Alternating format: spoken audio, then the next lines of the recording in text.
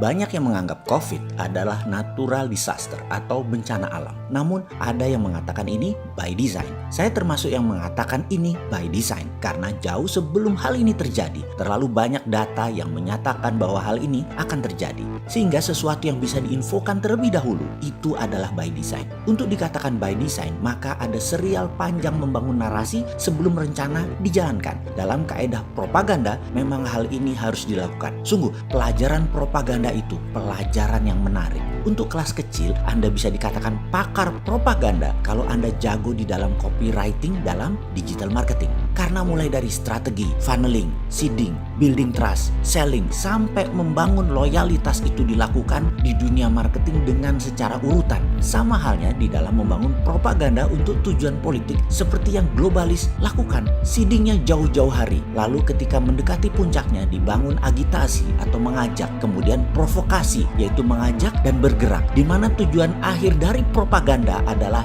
changing mindset. Ingat, tujuan propaganda adalah bawah sadar seseorang diubah sesuai dengan tujuan sang pembuat pesan, changing mindset. Oh iya, strategi komunikasi yang dijalankan penguasa dengan buzzer saat ini jauh dari changing mindset, tetapi malah jadi counterproduktif karena yang dipilih orang-orang tak berilmu, murahan, penjilat, dan hanya membas asal bunyi kalau dilihat dari kacamata yang lebih luas. Sesungguhnya, buzzer inilah aslinya provokator yang membuat negara saat ini bubrah trustnya kepada sesama anak bangsa. Selain mereka buzzer ini nggak ngerti bela negara, ilmunya rendah, kasar bicaranya, dan menantang lawannya, gaya ini bukan gaya negarawan, tetapi gaya anak jalanan yang kampungan. Oke, kita balik lagi ke propaganda yang dilakukan globalis akan COVID, yang boleh diakui telah berhasil menakut-nakuti pemerintah yang memang lemah hankamnya. Kalau yang kuat hankamnya dan shadownya, aman negaranya. Jadi apa yang dilakukan globalis? Oh,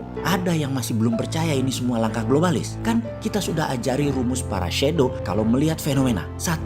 Sudah tahu sebelumnya sehingga no surprise. Jadi ketika pemerintah terkejut atau kagetan, artinya tim shadownya tidak bekerja. Kalau sudah kagetan, reaksi pejabat negara adalah biasanya overestimate, berlebih-lebihan. Walaupun 2 bulan sebelumnya underestimate. Sampai banyak mengatakan COVID gak akan masuk ke Indonesia karena izinnya susah. Karena pada makan nasi kucing, jadi gak bisa COVID masuk. Pokoknya pejabatnya belagunya banget deh. Underestimate di awalnya, kemudian kaget, lalu overestimate, panik gak karu-karuan. Ini adalah kerja globalis. Sudah mulai paham, lalu mulai atur sana sini, dan 2 bulan kemudian underestimate lagi. Wis ngono terus. Wah, pokmu kapan cok? Jadi karena shadow gak kerja, kagetan sering terjadi, dan negara begini itu adalah korban globalis. Lalu setelah no surprise adalah who is benefiting. Siapa yang mendapatkan keuntungan paling banyak? Dia pemainnya. Dan kita semua tahu dalam 4 bulan efek pandemi COVID di dunia ada 29